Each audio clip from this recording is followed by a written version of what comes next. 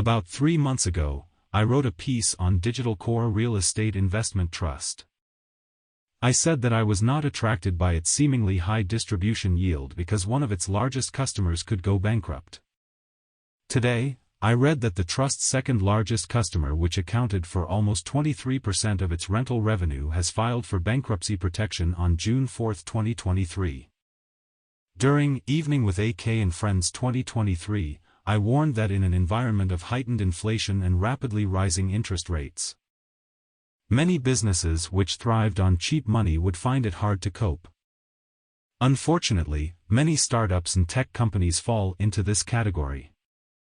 When money was cheap or even free, there were many investors who were willing to tolerate negative earnings while watching these businesses grow their market share. With money having a real cost and a comparatively much higher cost at that, investors want to see positive earnings now. Hence, the pressure for SEA Limited, Shopee's parent, to cut costs aggressively so as to turn profitable. With interest rates having risen so much and so quickly, the chaos at the regional banks in the USA already led to 3 relatively large banks failed. Apparently, deposits are still flowing out of regional banks into larger banks like JP Morgan. Billions of dollars continue to flow into money market funds. In a research paper with the following title: Monetary Tightening and U.S. Bank Fragility in 2023. Mark-to-market losses and uninsured depositor runs? It was revealed that if a mere 50% of those uninsured depositors decided to withdraw their funds, 186 regional banks in the USA could be at risk of failure.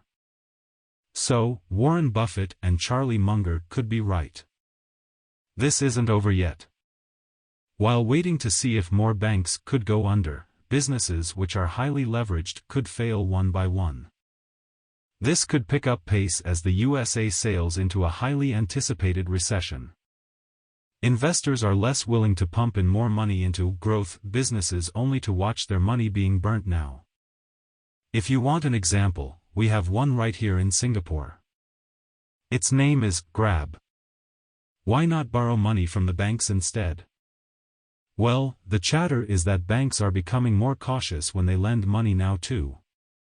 So, even if businesses could get a loan, the cost is much higher. Now, as investors for income, we are mostly concerned about any development's impact on our passive income. So, what does this latest development at Digital Core Real Estate Investment Trust mean for those of us who invested in it?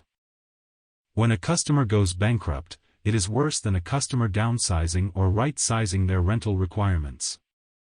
The rental income disappears overnight. In this case, Digital Core Real Estate Investment Trust will lose 23% of its rental income. In terms of dollars and cents, the manager has estimated a reduction of around 2 cents in distribution per unit. At a unit price of 40 cents, this means distribution yield would plunge from around 10% to less than 5%. That is a massive 50% reduction. Okay, don't panic.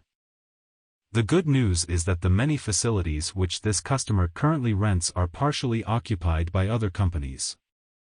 So, if the trust's manager is able to retain these other companies, the resulting loss of income could be lessened. Still, we don't want a good lesson to go to waste. We want to remember the following. With interest rates likely to stay higher for longer, remember not to stay too optimistic about any business that has too much debt. I do believe that interest rates will come down again one day. However, we want our businesses to be able to keep their heads well above water until that day comes. If AK can talk to himself, so can you.